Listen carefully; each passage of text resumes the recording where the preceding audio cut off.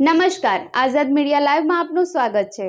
આવતીકાલે Gujarati film તાંડવમ release થવા જઈ રહી છે, જેને લઈને ગીર સોમનાથના કોડીનારમાં પત્રકાર પરિષદ યોજાઈ। ગીર સોમનાથના કોડીનાર ખાતે ન્યૂ એરા સિનેમામાં ફિલ્મ તાંડવમ અંગે પ્રેસ કોન્ફરન્સ યોજાઈ હતી। આગામી 19 એપ્રિલના રોજ સમગ્ર ગુજરાતમાં આ ફિલ્મ રિલીઝ થવા જઈ રહી છે। આ ફિલ્મ માહિતી, મનોરંજન અને સંદેશ આપનારી છે।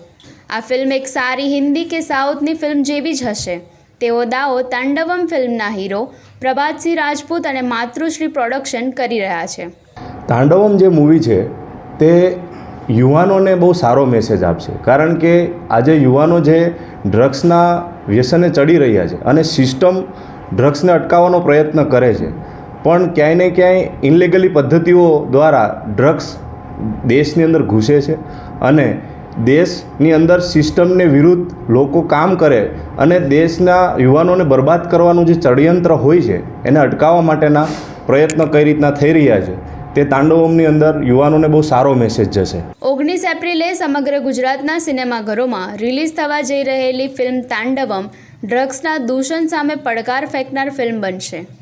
રાજેશભાઈ જાની, આઝાદ મીડિયા લાઈવ, ગીર સોમનાથ।